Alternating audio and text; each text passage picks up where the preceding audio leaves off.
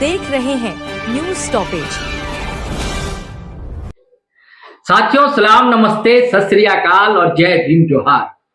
साथी, ये जो वीडियो है आपके सामने हम दोनों हाजिर हुए हैं लेकर, हम यानी कि शहरोज कमर और हमारे साथी सरफराज कुरैशी। सरफराज कुरैशी का यूट्यूब चैनल है न्यूज स्टॉपेज और हमारा तो आप जानते हैं जीटी रोड लाइव। तो ये वीडियो दोनों चैनल पर आप बराबर देख सकते हैं। हम दोनों इसलिए बैठे हैं दोस्तों कि ये सवाल तेजी से दिल्ली से लेकर रांची और पटना ही नहीं बल्कि हैदराबाद और अमरावती तक गूंज रहा है।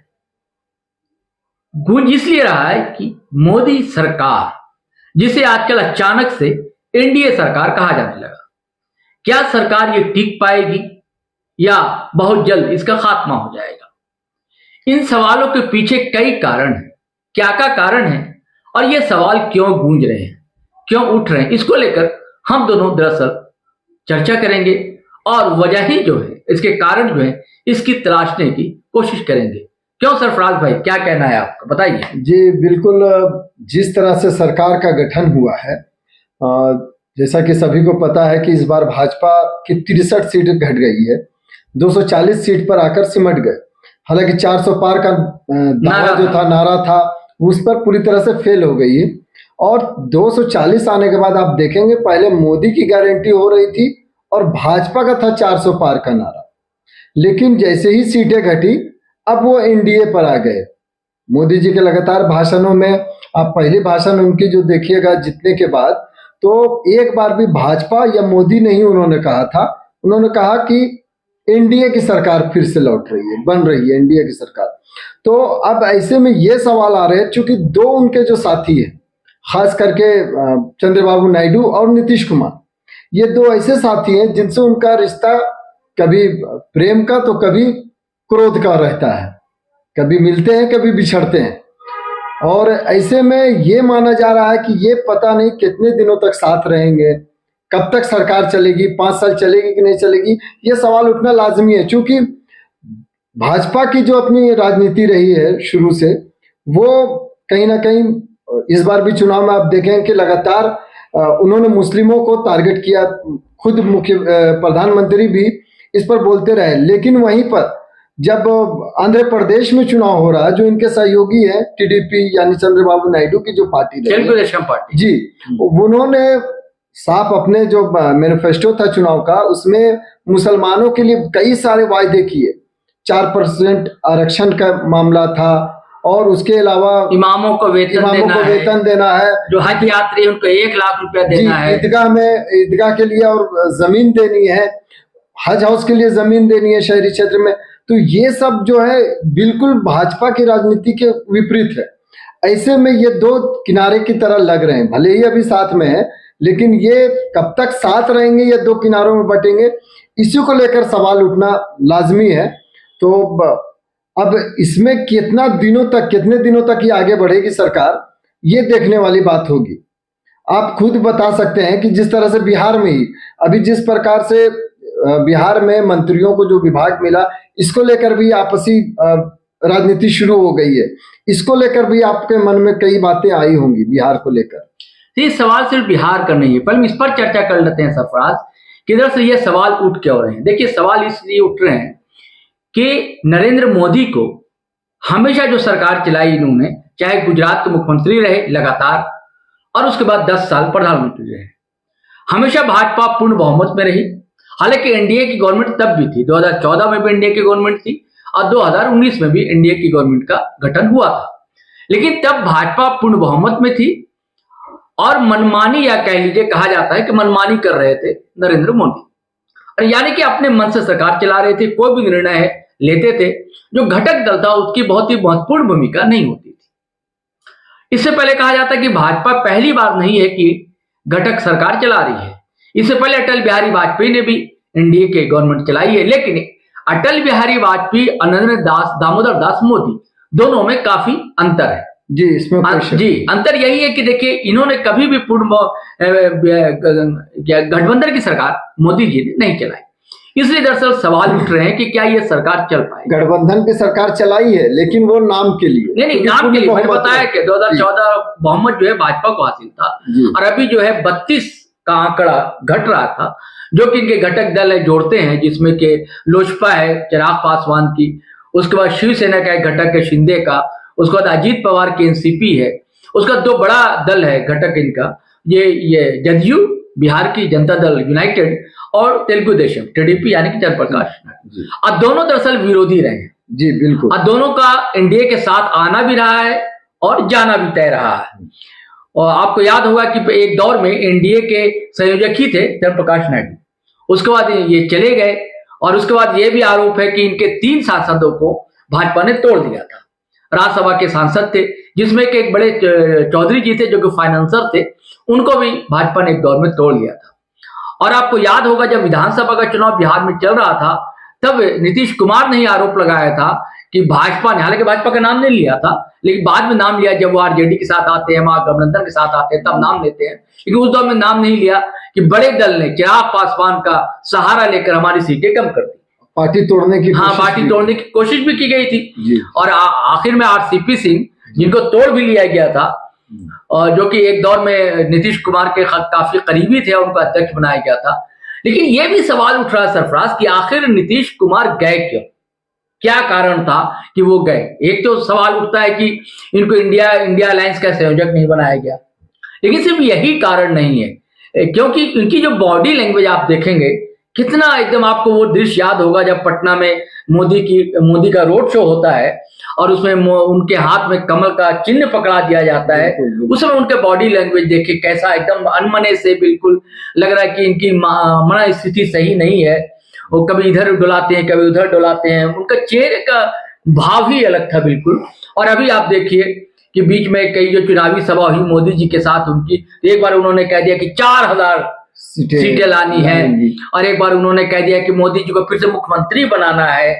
तो ये भी सवाल उठता है पटना के गलियारे में है सरफराज की उनकी मानसिक स्थिति तो कहीं ठीक नहीं है, कहीं वो बीमार तो नहीं चल रहे हैं, क्योंकि फिर अभी आपने देखा होगा जबकि मोदी जी सिर्फ मात्र 6 महीना बड़े हैं नीतीश कुमार जी से, और वो चरण छूने के लिए ये दूसरी बार, इससे पहले भी एक बार चुनाव के दौरान चुनावी सभा में उन्होंने ऐसा किया था। तो ये सब सवाल उठ रहे हैं, इसीलिए ये सवाल उठ रहे हैं कि क्या ये सरकार चल पाएगी या नहीं चल पाएगी। आप देखें कि नीतीश कुमार के जो मानसिक मामले आ रहे हैं, मानसिक स्थिति के मामले या बीमारी की बात आ रही है, बीमार है वो, तो ये भाजपा ने सबसे पहले शुरू किया। हाँ, बिल्कुल सही कहा आपने। ये सम्राट चौधरी जी जिस वक्त विपक्ष में थे, और उस वक्त उन्होंने कहा था कि ये आरजेडी के लोगों पर आरोप लगाते हुए कहा था कि आखिर उनका हेल्थ बुलेटिन जारी होना चाहिए कि क्यों ऐसा कर रहे हैं वो। बिल्कुल सही कहा आपने। अब जो है आरजेडी इसी बात को कह रही है, राष्ट्रीय जनता दल, अब तेजस्वी यादव भी कह रहे कि वो बीमार है, उनका कोई और लिख रहा है। तो मुझे लगता है ये जो जाने का कारण है, इसके पीछे भी एक जो पीछे का दृश्य दिखता है वो ये है कि जैसे ही गठबंधन आरजेडी और जदयू का अलग हुआ था, जदयू के फिर चले गए थे भाजपा के साथ में, तो ये तेजस्वी यादव ने कहा था कि इनकी पार्टी जल्द ही टूट जाएगी, और उस पार्टी को जो टूटने के कगार पर पहुंच रही थी, लग रहा था कि शायद ये टूट जाएगी, बिखर जाएगी, लेकिन कहीं ना कहीं फिर से एक बार लोकसभा चुनाव में किंग मेकर की भूमिका में 11 सीटें जीतने के बाद फिर से किंग मेकर की भूमिका में नीतीश कुमार आ गए हैं। तो अब ये नीतीश कुमार भी चाह रहे हैं कि जल्द से जल्द उनके, चूंकि केंद्र में बहुमत में सरकार रहेगी, ये अभी अपने मनमाने तरीके से अपने हिसाब से ये कई चीजों को करवाने में सक्षम होंगे, क्योंकि चुनाव भी होने वाला बिहार में, चुनाव भी ये पहले करवाना चाह रहे, समय से पहले चुनाव हो जाएगा। तो अभी चूंकि लोकसभा में बेहतरीन सीटें लाई हैं उन्होंने, तो इसका फायदा मिलेगा। चूंकि पिछले बार इनको, जैसा आपने बताया कि सबसे ज्यादा नुकसान चिराग पासवान ने इनको पहुंचाया, बीजेपी अंदर खाने में यह आरोप लगता रहा कि बीजेपी ही सब खेल कराती रही। बिल्कुल। तो अब जो है, चूंकि चिराग पासवान भी साथ में है और भाजपा भी साथ में, मांझी भी साथ में, तो ऐसे मौके पर नीतीश कुमार एक बार फिर से बेहतर प्रदर्शन करके अपनी सरकार वो बना सकते हैं। इसीलिए वो चाह रहे हैं कि हम इस जल्दी चुनाव करें, और यही कारण लगता है कि वो बीजेपी के साथ एक बार फिर से जाना, उनको एनडीए में जाना बेहतर लगा। हालांकि उनकी पार्टी की ओर से कहा जा रहा है कि उनको पीएम बनाने की बात कही जा रही थी, कांग्रेस और राजद इसे नकार रहा कि नहीं ऐसी कोई बात नहीं है।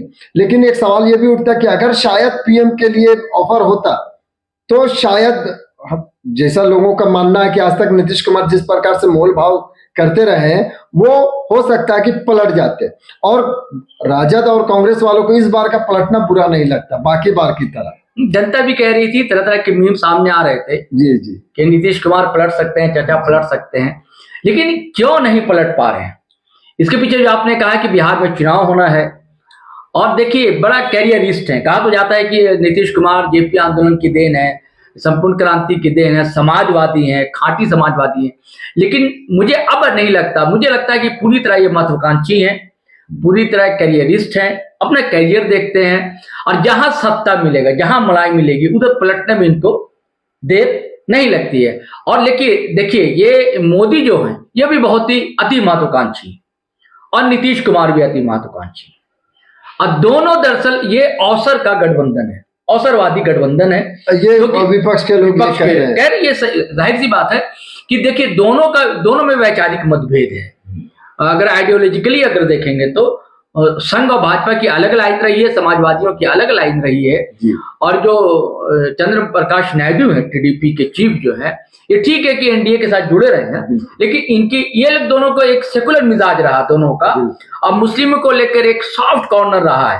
हालांकि टीडीपी के जो उनके लड़के हैं, क्या नाम है, लोकेश संभवतः नाम है, चंद्र प्रकाश नायडू के लड़के का, उनके कैरियर का भी सवाल है। वो अपने बच्चों को भी देख रहे हो, सेट करना चाहते हैं कि मेरे बाद जो मुख्यमंत्री जो स्टेट में वही हो, और अच्छा खासा पैकेज मिल जाए इस गवर्नमेंट से, सेंट्रल गवर्नमेंट से ये मिल जाए। हाँ, और जो मैं वैचारिक मतभेद की बात कर रहा था कि जो आपने जिसका जिक्र किया मुस्लिम मामले को लेकर, ये सारे आरक्षण के मामले को लेकर, देखिए जबकि आरक्षण धर्म के आधार पर आरक्षण को लेकर, मुस्लिम आरक्षण को लेकर लगातार भाजपा विरोध करती रही। आपने जिक्र भी किया कि मोदी ने लगातार इस मामले को उठाया, चुनाव में ये मुद्दा ही बनाया उन्होंने कई जगह, और ये बड़ा विरोधाभास है। और देखिए मैंने कहा कि अवसरवादी गठबंधन, भाजपा भी देखिए साउथ में, आप गोवा में, आपको बता रहा हूं कि गोवा में गौ मांस पर प्रतिबंध नहीं है जी, जबकि वहां पर इनकी सरकार भी रही, अभी बीजेपी की भी गवर्नमेंट की सरकार अभी भी सरकार है, और नॉर्थ ईस्ट के भी कई स्टेट है, वहां गौ मांस पर प्रतिबंध नहीं है। ये विरोधाभास है ना। लेकिन ये हिंदी पट्टी में इसका विरोध इसलिए करते हैं क्योंकि मुस्लिम आबादी है, उसी कारण के वोट का पोलराइजेशन हो सके। अभी आप देखेंगे कि जो इलेक्ट्रल बॉन्ड का मामला सामने आया था, उसमें भी उसमें भी ये जो 52 करोड़ बीफ सप्लाई वाली कंपनी है, उनसे भी बीजेपी ने चंदा लिया, जिसको कांग्रेस ने और बाकी विपक्षी दलों ने जमकर उठाया इस मामले को। इलेक्ट्रल बॉन्ड आने के बाद 52 लाख करोड़ जी लिया है उनसे, 52 करोड़ शायद है, हाँ, उनसे चंदा लिया गया बीफ कंपनियों से, जो एक्सपोर्ट कंपनी है। हाँ, तो यह सवाल उठा था कि दोनों विरोधाभासी है, वैचारिक मतभेद है, लेकिन अवसरवादी गठबंधन इसलिए है कि दोनों को अपना स्टेट देखना है, स्टेट को संभालना है। लेकिन मतभेद की आशंका तो है, आज नहीं तो कल ये इस आशंका से इनकार नहीं किया जा सकता कि दोनों में खटपट हो सकती है। ये कब हो सकती है? जो आपने अभी रिकॉर्डिंग से पहले हम चर्चा कर रहे थे कि चुनाव, बिहार चुनाव होना है, झारखंड में चुनाव होना है। देखिए महाराष्ट्र में बुरी गत हुई है भाजपा की जी, बिल्कुल, है ना, वहां रिवाइव होना, फिर से खड़े होना है, कांग्रेस बनकर। अच्छा, देखिए यहाँ हरियाणा में बुरी हार हुई है भाजपा की, जबकि उनकी सरकार थी वहां पर, तो वहां भी चुनाव होने हैं। इधर ये लास्ट मंथ तक सभी जगह, सितंबर, अक्टूबर, दिसंबर तक सभी स्टेट में चुनाव होंगे। तो मुझे ऐसा लगता है कि चुनाव के बाद तक वेट किया जाए, उसके बाद कुछ हो सकता है। लेकिन अभी जो चर्चा की जा रही है कि सरकार गिर जाएगी, तो मुझे ऐसी कोई आशंका दिखलाई नहीं। आप देखेंगे कि कांग्रेस ने भी, और ममता बनर्जी का तो स्पष्ट बयान भी आया था, कांग्रेस भी कह रही है, तमाम लोग जब इंडिया गठबंधन के लोग बैठक किए, उसमें भी सभी पार्टियों ने एक स्वर में कहा कि सरकार बनाने की पहल वे नहीं करेंगे। हाँ, मतलब जोड़ तोड़ की राजनीति वो नहीं करेंगे। हाँ, और उन्होंने साफ साफ कह दिया, संकेत दे दिया कि सरकार को चलाने देना। क्योंकि जिस तरह से हम आपस में चर्चा कर रहे हैं, कहीं ना कहीं उनका पिछला ट्रैक रिकॉर्ड जो है, टीडीपी का, जदयू का पिछला ट्रैक रिकॉर्ड, चूंकि आपको याद होगा कि इनकी सरकार, अटल बिहारी वाजपेयी की सरकार जो है, वो टीडीपी के कारण ही गिरी थी। लोकसभा अध्यक्ष थे और एक मत का मामला था। सही कहा। तो इन पर बहुत ज्यादा भरोसा नहीं। आपको लगातार चर्चा भी हो रही थी विभागों के बंटवारे से पहले कि चंद्रबाबू नायडू जो है लोकसभा अध्यक्ष का पद मांग रहे हैं, स्पीकर का पद मांग रहे हैं। वहीं ईडी को लेकर जो एक चर्चाएं थी कि दोनों दल जदयू और टीडीपी चाहती है वित्त मंत्रालय उनके अंडर में आ जाए, चूंकि अभी सबसे हॉट एजेंसी जो पूरे देश में है वो ईडी बनी हुई है, तो ईडी जो है वो वित्त मंत्रालय के अंतर्गत आता है। ऐसे में इनका ये चर्चाएं थी, हालांकि ये कितनी सही थी ये तो नहीं कहा जा सकता, लेकिन कहीं ना कहीं ये चर्चाएं दोनों पार्टियां मांग रही थी, ये चर्चा खूब बाजार गर्म रहा। हालांकि जो अभी विभागों का बंटवारा हुआ है नए मंत्रिमंडल में, इसमें जदयू को या इसको तो मिला नहीं, भाजपा ने अपने पास ही रखा है ये। लेकिन चूंकि इंडिया गठबंधन में बात कर रहा था कि इंडिया गठबंधन के लोगों ने भी कोई जोड़ तोड़ की राजनीति करनी नहीं चाहिए। उन्हें पता है कि आज नहीं कल, चूंकि वैचारिक मतभेद है, जैसा आपने पहले भी कहा, वैचारिक मतभेद है, वो आज न कल कभी भी मनभेद में बदल सकता है। इसी कारण से आप देखेंगे कि इंडिया गठबंधन के तमाम विपक्षी दल आराम से अभी बैठ गए हैं। हालांकि आपको ममता बनर्जी का वो भाषण याद करना होगा कि ऐसा नहीं कि हम सरकार नहीं बनाएंगे। हाँ, ये कहा उन्होंने ये कह दिया कि हम सरकार बनाएंगे, तो बनाएंगे तो इसका मतलब है कि कभी ना कभी उम्मीद होगी तब तो बनाएंगे। पहले से इनको भी आभास हो रहा है कि ये सरकार कितने दिनों तक चलेगी, क्योंकि जैसा आपने बताया कि नरेंद्र मोदी जी हमेशा से अपने हिसाब से राजनीति करते नजर आए हैं, चाहे वो राज्य में हो, गुजरात में जब सीएम हो तब, और पीएम बने देश के तब भी। लेकिन अब परिस्थिति पूरी तरह से बदल गई है। पहले जो इनके एनडीए गठबंधन के जो साथी थे वो इनको अपने हिसाब से वो एडजस्ट करते थे कि मंत्रालय देना है कि नहीं देना, लेकिन इस बार आप देखेंगे कि एक सीट जीत कर आने वाले को भी मंत्री पद मिल गया है, केंद्रीय मंत्रिमंडल में जगह मिली है। हालांकि यही कारण है कि इस बार मोदी अपने हिसाब से कितनी राजनीति कर पाते हैं, ये लोगों के मन में है कि आज न कल ये स्थिति बदलेगी, और ये स्थिति बदलेगी और नदी के दो किनारों में फिर से नजर आने लगेंगे दो पार्टी। लेकिन फिलहाल इस पर मुझे लगता है विराम दिखता है सरफराज। हाँ, अभी तो विराम। देखिए, कहा जा रहा था कि अपने मनपसंद का ये पोर्टफोलियो ले लेंगे। हाँ। कहा जा रहा था कि फाइनेंस ले लेंगे जी, होम मिनिस्ट्री ले लेंगे, और भी जो मलाईदार पद कहा जाता है, और स्पीकर की भी बात थी। लेकिन जैसा कल पोर्टफोलियो बांटा गया जी, तो उसमें आप देखेंगे टॉप के जो 6-7 हैं, होम मिनिस्ट्री, रक्षा मंत्रालय, ये सारे जो पुराने ही लोग, सब पुराने ही लोग हैं। इससे तय हो गया कि ना टीडीपी को कोई बड़ा पद मिलना, ना ही जदयू को तो अंतिम तक वो मछली पालन और पशुपालन, ये सब लल्लन सिंह जैसे लीडर को, जबकि लल्लन सिंह बड़े टॉल फिगर के लीडर हैं और अध्यक्ष भी रहे जदयू के, बहुत ही अच्छे वक्ता हैं, उनको भी नहीं मिला।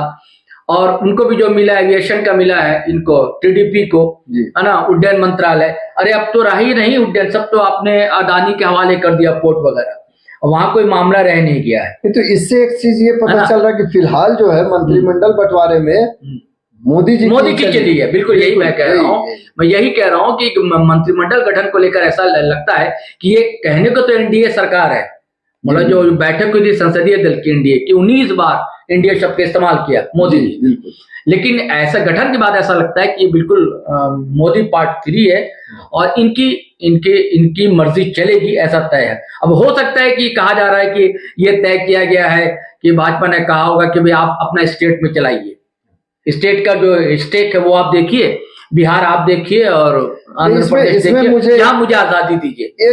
एक जो मुझे ये दिख रहा है कि इस पर पीछे भी एक दोनों की रणनीति होगी। मुझे लगता है कि नीतीश कुमार चाहते हैं कि विधानसभा चुनाव तक शांत रहा जाए, और चूंकि अभी आंध्र प्रदेश में जबरदस्त जीत कर आके आए हैं चंद्रबाबू नायडू, तो वो चाहते हैं कि उनको विशेष राज्य का दर्जा मिले और बहुत सारी सहूलतें वो केंद्र सरकार से प्राप्त लेना चाहते हैं। लेकिन अगर ये नहीं मिला जो वो चाह रहे हैं, वो नहीं मिला, तो फिर ये सरकार कितने दिनों तक चलेगी इसकी गारंटी नहीं, क्योंकि अभी तक जो मंत्रिमंडल के बंटवारे में बिल्कुल भाजपा की ही चली है। नीतीश कुमार भी शांत रहे, चंद्रबाबू नायडू भी शांत हो गए, और पूरे जो मंत्रिमंडल का गठन आप देखेंगे तो पूरी तरह से लिस्ट में भाजपा ही हावी है कि वो हावी है। आप देखें कि विजय सिन्हा जो बिहार के उप मुख्यमंत्री है, शुरुआत में किंग मेकर वाली जो बात कही जा रही सम्राट चौधरी ने स्पष्ट कहा था कि हम नीतीश कुमार के नेतृत्व में ही चलेंगे, विधानसभा चुनाव लड़ेंगे। और तेजस्वी ने कहा था, एक कटाच किया था कि अब तो भाई अब किंग मेकर बन गए हैं, तो अब बिहार को विशेष राज्य का दर्जा दिला दीजिए और जो सहूलत चाहिए थी वो दिलाइए। लेकिन आप देखेंगे जैसे ही मंत्रिमंडल का गठन हुआ और विजय सिन्हा जी का एक बयान आता है, मीडिया को उन्होंने बयान दिया कि ना तो बिहार में कोई किंग ना कोई मेकर, इसका मतलब ये तरह तरह की निकाले जा रही है। एक वो मामला एक तरफ है कि जैसे ही मंत्रिमंडल का गठन होने के बाद ये बयान आ जाता है, दूसरी तरफ आप देखें कि इनकी पार्टी में अभी से खटपट के शुरुआत होने लगी है। आप अजित पवार की पार्टी को देख लीजिए, हम में यहाँ जो हम पार्टी आपकी मांझी जी को एक सीट पर ही उनको मंत्रिमंडल में जगह मिल जाती है, और प्रफुल्ल पटेल जो पहले पूर्व केंद्रीय मंत्री रहते हैं उनको इस बार कैबिनेट में जगह राज्य मंत्री के रूप में मिल रहा होता है। तो आप देखेंगे शपथ नहीं लिया, अजित पवार ने सीधे मना ही कर दिया उन्होंने। तो ये कहीं ना कहीं शुरुआत मानी जा रही है कि पहले चूंकि भाजपा जिसको जो चाहे वो दे देती थी, वो रख लेते थे, लेकिन इस बार जो है चूंकि उनकी सीटें घट गई है, तो इस बार तो मोल भाव की स्थिति दिख रही है। अगर ये स्थिति नहीं होती तो अजित पवार जैसे नेता जो है वो नहीं करते। लेकिन मोल भाव कर नहीं सकते ना, अजित पवार के ऊपर बड़े बड़े आरोप है। लेकिन आप ये भी देखें कि प्रफुल्ल पटेल पर आरोप है, जो आरोप थे वो उनको नीलामी में जो उनका जब्त कर लिया गया था, जो ईडी ने उनका मकान जब्त कर सीज किया था, वो वापस हो गया है। ठीक है ना, तो अभी नहीं बोल सकते ना, फिर बोल लेंगे अगर, तो फिर ईडी किसके पास है पता है। हाँ, लेकिन अगर ये सरकार में थोड़ी सी भी इतनी बोलने की ताकत तो आ गई ना, सीधे खुलकर आ गए ना। अगर यही बीजेपी पूर्ण बहुमत में होती तो क्या आपको लगता है कि अजित पवार खुलकर आते मीडिया के सामने कि नहीं मैंने मना कर दिया, मैंने नहीं लिया? ये मुझे तो नहीं लगता कि बाद में उनका बयान आ गया कि ऐसी बात नहीं है। अभी भी ताजा बयान प्रफुल्ल पटेल का आया है कि ऐसी कोई बात नहीं है, कोई और कारण थे, ये पैचअप करने की बात। हाँ, लेकिन खुलकर मीडिया के सामने आकर उन्होंने पहले अजित पवार ने कहा था कि भाई उनके बयान भी लगातार अखबारों में भी छपे हैं और तमाम चैनलों में भी इसका चर्चाएं चल रही थी।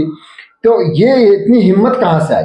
इतनी हिम्मत बस इसलिए आई कि मोदी जी इस बार पूर्ण बहुमत की सरकार नहीं ला पाए अपने दम पर। भाजपा की एनडीए की सरकार है, इसमें कहीं कोई किंतु परंतु नहीं है, लेकिन एनडीए को पहले जो पार्टियों को ये चाहते थे, आप देखें कि पिछले जो इनके 2 कार्यकाल के मंत्रिमंडलों की सूची में अब विपक्षी पार्टी जो दूसरे सहयोगी पार्टी हैं उनके कितने लोगों को मंत्रिमंडल में जगह मिली और इस बार कितने हैं, इससे भी अंदाजा मिल रहा कि अब उनको संभाल कर रहना होगा सहयोगी पार्टियों को। क्योंकि इनके बारे में भाजपा के साथ एक सबसे बड़ी समस्या क्या है कि भाजपा को यह माना जाता है कि जो पार्टी इनके साथ तोड़ देती होती है, ये तोड़ देती, ये डर है जी, ये सभी को डर है। और ये डर चंद्र प्रकाश बाबू को भी है, नीतीश बाबू को भी ये डर है जी, है ना। तो चलिए, ये हम लोगों का चर्चा का सार यही है कि फिलहाल जो भाजपा के समर्थक हैं वो राहत महसूस करें कि तुरंत सरकार गिरने नहीं जा रही है, कुछ भी नहीं होने जा रहा है, अभी समय लगेगा और 1 से 1.5 साल इंतजार कीजिए। तो चलिए साथियों, ये तय हुआ हम लोग की चर्चा का सार यही है कि फिलहाल जो है मोदी सरकार या एनडीए सरकार गिरने नहीं जा रही है, ना चंद्र प्रकाश नायडू हटने वाले हैं, ना ही नीतीश बाबू हटने वाले हैं। अब चुनाव के बाद देखिए होता है क्या। हाँ, क्यों सरफराज? कुछ दिनों में ही ये क्लियर तस्वीर सामने आ जाएगी। हाँ, पिक्चर अभी बाकी है। कहीं ना कहीं चूंकि जिस तरह से इंडिया गठबंधन के जो पार्टियां हैं वो जिस तरह से शांत बैठकर हो गई है, लेकिन इस बार जिस तरह से लोगों को अब एक और इंतजार है इस बार कि विपक्ष कितनी मजेदार भूमिका बहुत ही मजबूत है, बहुत ही तगड़ा है, बहुत ही दमदार है। वो विपक्ष का भी एक अंदाज लोगों को देखने को 10 सालों के बाद मिलेगा कि आखिर विपक्ष किस अंदाज में अटैक करता है, या उनके इसमें लोकसभा में जब चर्चाएं होंगी तो क्या होगा, ये देखने को नजर आएगा नहीं। और ये भी संभावना है सरफराज कि स्पीकर पद जो है भाजपा अपने पास रखेगी। जी बिल्कुल, स्पीकर पद अगर देना होता तो मुझे लगता है कि चंद्रबाबू नायडू को क्लियर हो जाता। लेकिन स्पीकर का पद भी जो है भाजपा अपने पास ही रखेगी, क्योंकि जिस तरह से मंत्रिमंडल में बंटवारा हुआ है और जिस तरह से बाकी लोगों को विभाग मिले हैं, मंत्रिमंडल में जगह मिली, लेकिन जिस प्रकार के विभाग मिले हैं इससे भी पता चलता है कि मोदी जी भले ही कमजोर हुए हैं सीटों के मामले में, लेकिन अपनी बात चलाने में वो पीछे नहीं रहे। चलिए अब आज्ञा दीजिए। जय हिंद, जय भारत। जी, शुक्रिया।